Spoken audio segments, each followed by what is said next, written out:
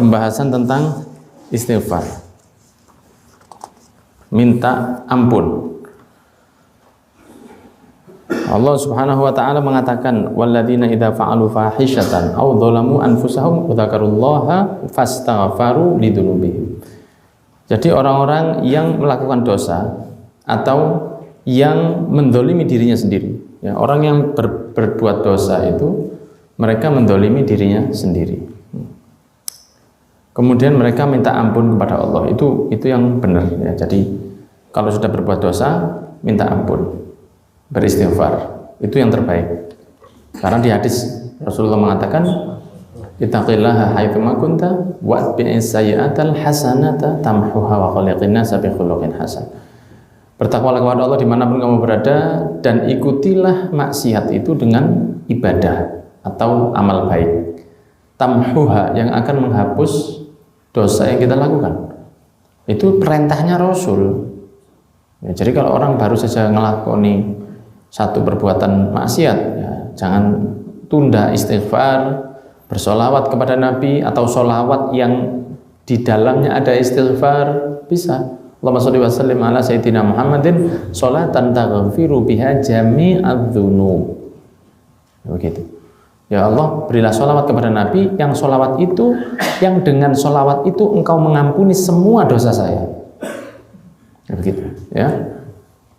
Juga itu pas kalau buat MC atau mubalik. Karena mubalik itu atau pengajar itu bagus bagi dia, ya. Bagi pengajarnya, kalau sebelum dia mulai dia minta maaf dulu ke Gusti Allah. Itu baik. Supaya orang kan kalau mau jadi saksi pernikahan kan faqulu jami'an astaghfirullah. Semua diajak istighfar karena saksi itu tidak boleh orang fasik.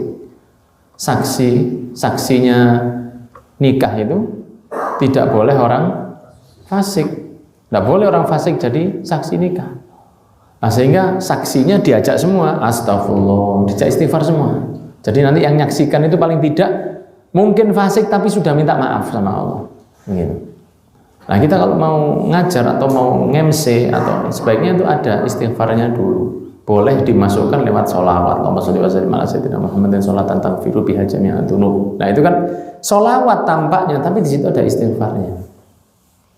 Sehingga lisan yang dipakai untuk taklim ini sebelum mengucap apa-apa sudah istighfar dulu ke Gusti Allah. Gitu, understand? Minta maaf dulu kepada Allah. Ya, karena mungkin ada salah, ya, sehingga ada harapan untuk yang disampaikan nanti itu keluar lewat sesuatu yang baru saja minta maaf ke Gusti Allah. Itu begitu. Itu yang diajarkan oleh para guru, ya. Saya cuma menyampaikan saja. Kemudian Rasul itu mengajarkan kalau sudah berbuat buruk itu segera untuk beristighfar, segera untuk berbuat baik. Misalnya baru saja melakukan satu maksiat, sengaja atau tidak sengaja, kemudian langsung transfer ke sodakoh kemana, atau langsung keluar rumah ada orang lewat, orang minta diberi, atau sholawat di dalam rumahnya, atau beristighfar dan lain sebagainya. Disebutkan bahwa sahabat Abdullah banyak ayat-ayat tentang anjuran untuk beristighfar. Di antaranya adalah fasabbih bihamdi rabbika wastaghfirhu innahu kana tawwab. Beristighfarlah kepada Allah, mintalah ampunan, itu perintahnya Allah. Dan Rasulullah SAW itu sering sekali dalam kesehariannya membaca subhanakallahumma wa bihamdika Allahumma firli innaka antat tawwabur rahim. Diam-diamnya Rasul banyak membaca itu. Subhanakallahumma wa bihamdika Allahumma firli laka Allahumma firli innaka antat tawwabur rahim. Maha suci Engkau dan maha segala pujian bagimu, ya Allah, ampuni saya, sesungguhnya Engkau adalah yang maha memberi taubat, memberi ngampun, memberi rahmat. Rasulullah juga bersabda, barang siapa memperbanyak istighfar, di dalam hadits riwayat Abu Dawud, man aktsaral istighfar, siapa yang memperbanyak istighfar, dijadikan oleh Allah Subhanahu wa taala min kulli hammin faraja, segala masalahnya dapat solusi. Segala masalahnya dapat solusi. Dan dari kesempitan hidupnya ada jalan keluar. Ada jalan keluarnya.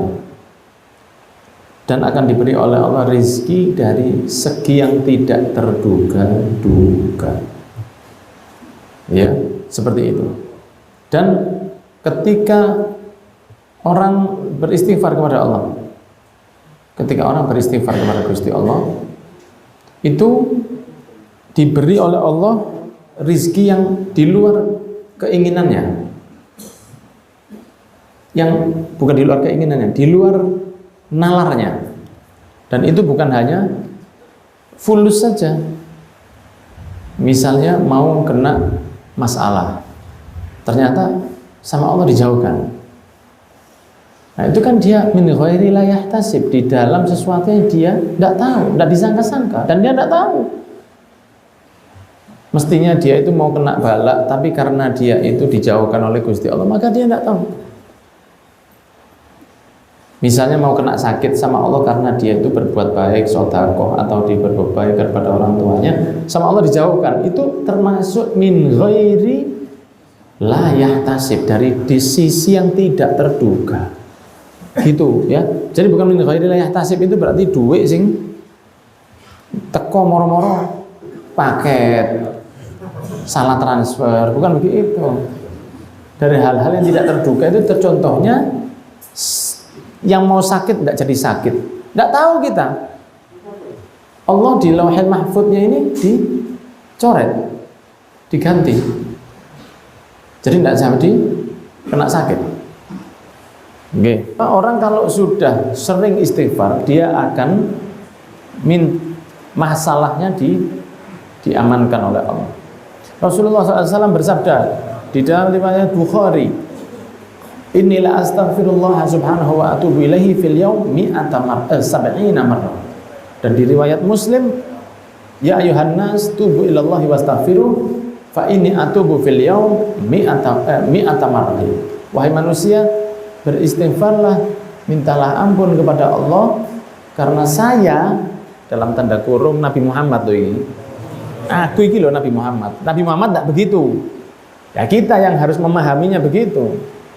Fa ini sesungguhnya saya, kata Rasulullah, kita dalam tanda kurung ini Nabi yang tidak keliru, tidak pernah salah, sudah pasti surganya, minta maaf ke Allah itu setiap hari 100 kali. Dan Rasul bisa 10.000 kali bisa. Imam Haddad yang ngarang rotib 25.000 kali sehari istighfar pada Allah. 25.000 kali sehari minta maaf ke Gusti Allah. Lah kok kalah? Kan lebih banyak Imam Haddad dari Rasul berarti. Seperti Syekh Abdul Qadir Al-Jailani, sholat sehari 1000 rakaat sunnah malam itu, qiyamul lailnya itu 1000 rakaat. Loh, berarti akhirnya Syekh Abdul Qadir sampai Rasul. Rasul kan dikatakan banyak riwayat 2 rakaat kalau malam. Lah ini apa memahaminya? Lah masuk Syekh Abdul Qadir dugure Nabi. Nah, tidak, Rasul itu kan uswatun. Lah kalau Rasul ngasih standar 1000 ya 2 aja gak dilakoni. Rasul itu uswatun hasanah, sehingga universal. Sehingga Rasul itu kalau mau ditiru bisa. Apa yang dilakoni Rasul yang Anda tidak bisa? Semua bisa. Tinggal mau atau tidak. Tidak ada perlakuan Nabi yang manusia normal tidak bisa melakukan. Tidak ada. Semua bisa. Tinggal mau atau tidak. Qiyamul lail, Senin Kemis, nyukur kumis, manjangkan jenggot, pakai siwak, pakai cincin sebelah kanan, pakai serba putih ketika Jumat, menggunakan tongkat, contohnya ini, menggunakan sendal kaki kanan dulu. Kalau keluar masjid, masuk masjid kaki kanan kiri, kalau keluar masuk jeding kaki kiri dulu, keluar kaki kanan, mau tidur baca doa, mau bangun baca doa, gampang. Rasul tidak memberi standar yang tinggi lah. Kalau para aulia itu mereka memang minta yang besar karena mereka bukan uswah seperti Rasul. Itu jawabannya. Bukan berarti si Abdul Qadir dukuri Nabi Muhammad, bukan.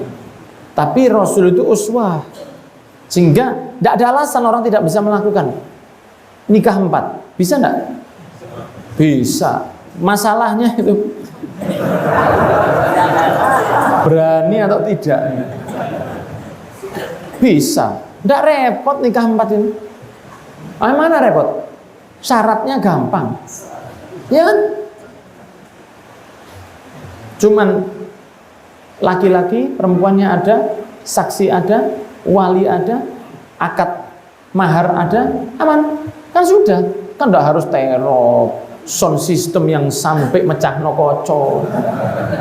Gampang. Ya cuman nanti setelah itu bagaimana ya tidak tahu. Gampang. Apa yang repot dilakoni Nabi? Tidak ada. Tidak ada perlakuan Nabi Muhammad yang tidak bisa dilakoni umat itu, tidak ada. Itulah namanya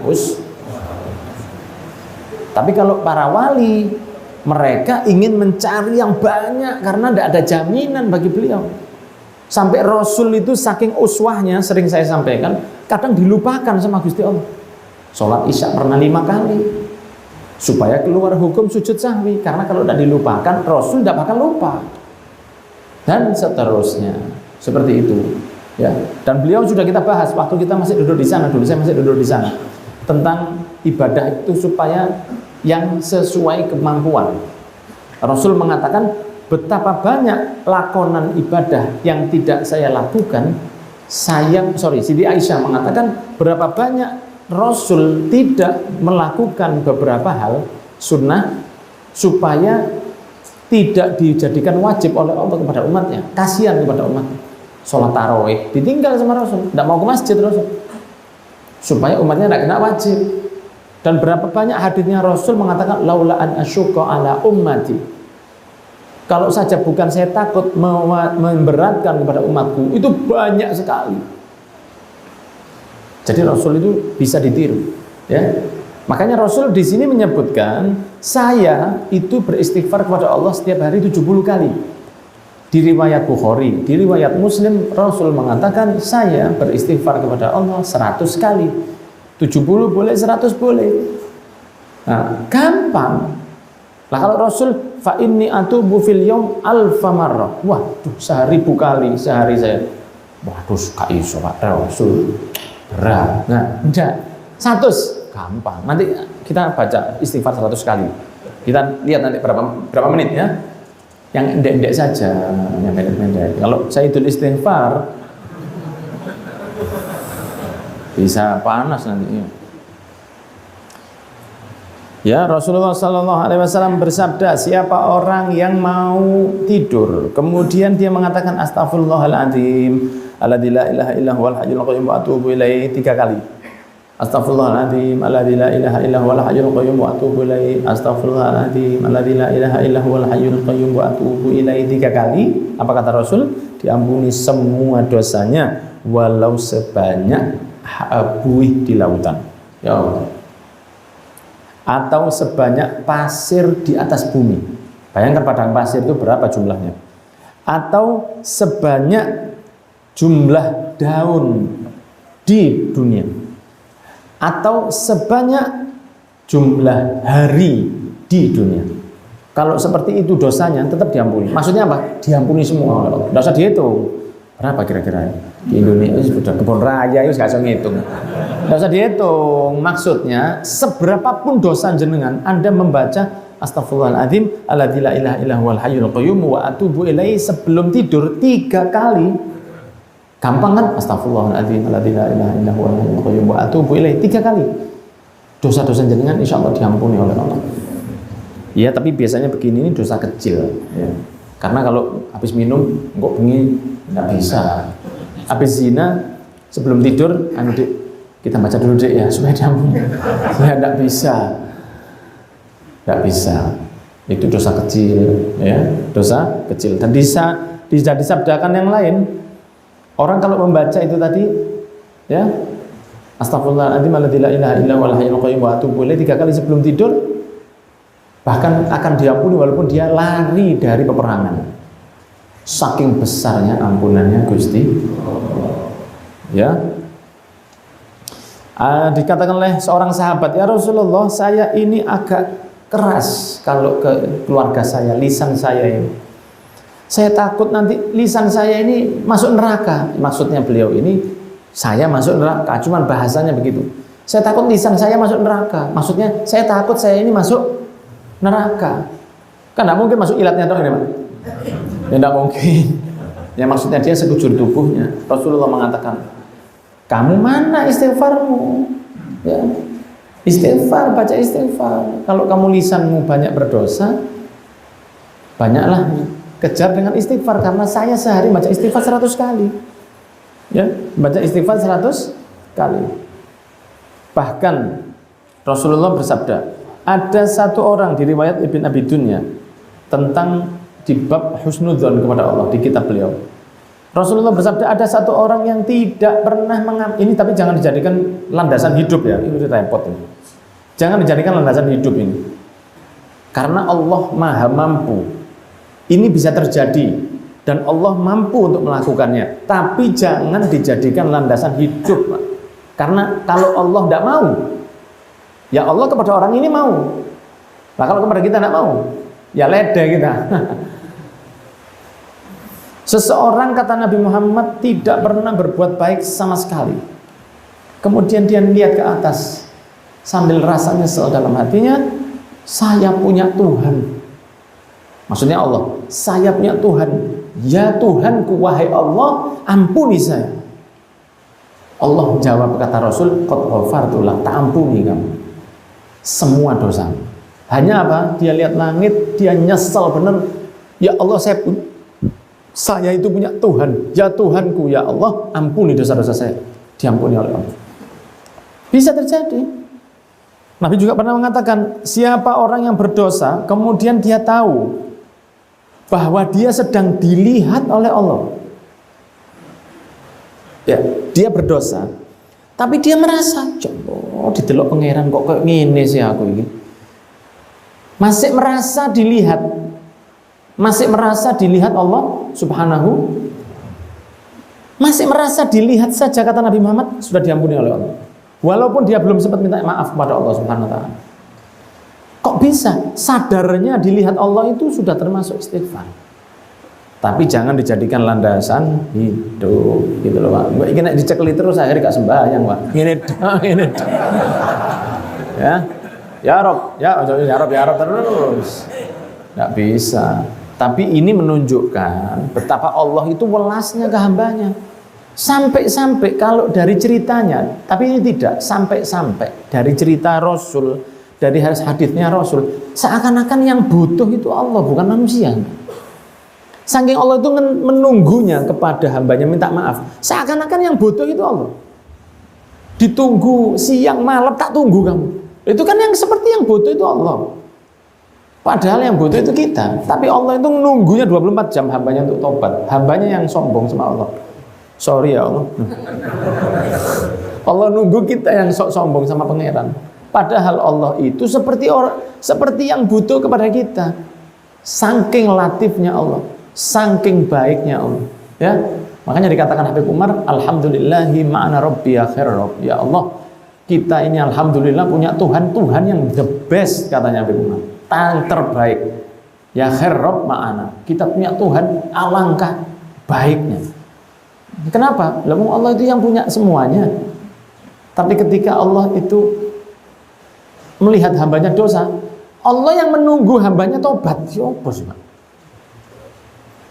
Kita aja manusia, punya teman, tahu-tahu berbuat salah sama kita. Kadang-kadang kebaikannya yang 10 tahun ke belakang kita lupa.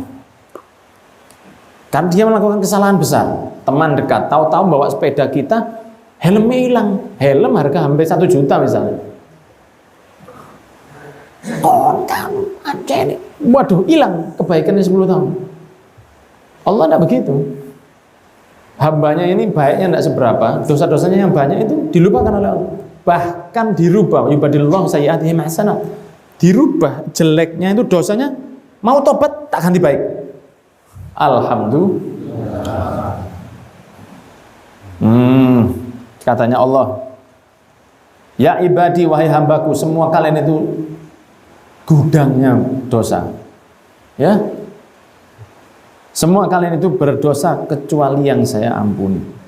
Maka mintalah ampun kepada saya ampuni kalian. Orang merasa yakin bahwa Allah itu bisa ngampuni saya, itu akan saya ampuni dan saya tidak peduli, kata Gusti Allah. Tidak peduli walaupun dosanya seberapa. Tapi ada keyakinan, saya punya Tuhan. Ya, saya punya Tuhan yang akan bisa ngampuni saya.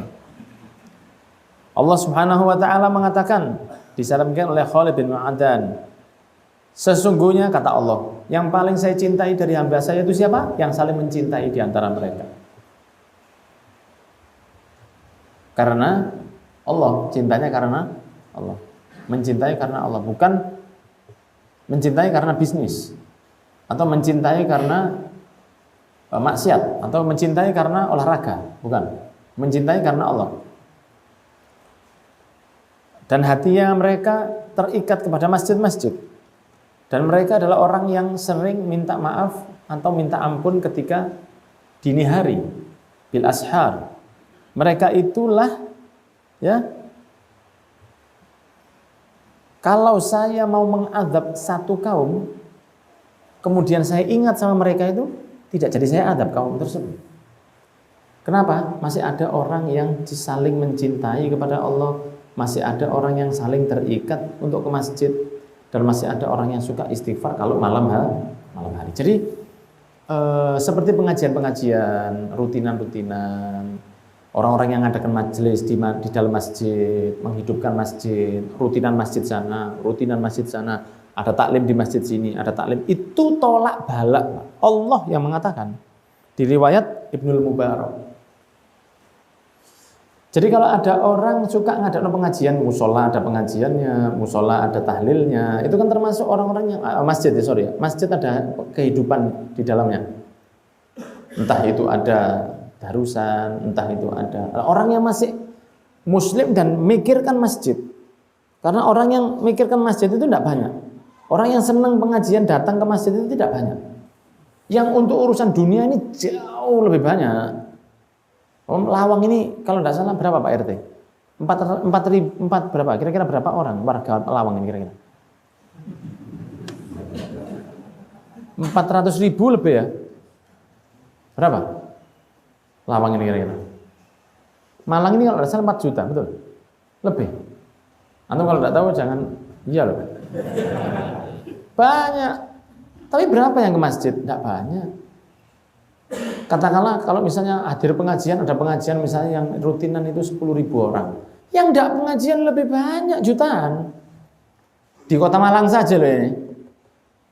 Lah mesti adanya orang-orang yang mikirkan masjid. Makanya kalau ngadakan pengajian, kalau jumlah pengajian, jumlah manusianya itu tidak terlalu banyak, lebih baik di dalam masjid, jangan di halaman. Syiar kan bisa sampai depan syiarnya, sonnya depno nang tonggo cek pecah kabeh. Iya, kadang-kadang orang ini agak enggan ngadakan pengajian di dalam masjid. Saya pernah dulu diundang pengajian, tidak saya sebut masjid mana, masjid jamek di satu kecamatan di Kota Malang ini, Kabupaten Malang. Jadi masjid jameknya ini. Masjidnya besar, hadirnya tidak terlalu banyak, tapi dibuat pengajiannya di jalan. Jadi di masjid dibuat di jalannya. Di jalan raya, bukan di halaman masjid. Di jalan raya nutup embong. Saya bilang, loh kenapa kok enggak di dalam? Wong ini cukup, biar orang-orang melihat. Yang melihat siapa? Sopirnya nyetir truk ambek melihat saya. Oh iya lah, apa cenah. Gitu. Arek nom-nom anak-anak muda sepeda motoran dengan rambutnya merah, terus mungkin tidak enak tapi mau dituntun jalannya naik tadi. Kalau sudah lewat dari kita, wah, ambek gini. Kita ceramah ini kayak tontonan, lewat orang setiap lewat ini. Masjidnya kosong. Lah kenapa enggak di dalam masjid? Seperti kalau di masjid itu biasa, tapi kalau di panggung itu luar biasa. Nah, ini panitianya perlu vaksin. Ya. Apa enggak di dalam masjidnya? Kalau cukup loh ya. Lain kalau yang hadir ini misalnya acaranya Bibse, sudah lain. Nah, itu kan harus orang puluhan ribu. Tidak mungkin. Mungkin supaya dari jauh tetap kelihatan oke di depan masjid karena puluhan ribu. Kalau cuma 100-200 orang, masjid nampung, ya lebih baik masjid, duduknya aja pahala. Ya, orang-orang yang mengadakan kajian di dalam masjid itu orang-orang yang tolak bala itu. Jadi kalau ada yang mau mengadakan kajian di masjid barang para takmir ini jangan gini, usaha kelik, jangan. Wallahu a'lam bishawab. Ya, makanya nanti kita baca istighfar ya 100 kali untuk supaya kita bisa diampuni oleh Allah. Amin ya rabbal alamin. Jazakumullah khairan katsiran. Usahakan istiqomahkan setiap hari minimal 100 atau 70 kali. Amin ya rabbal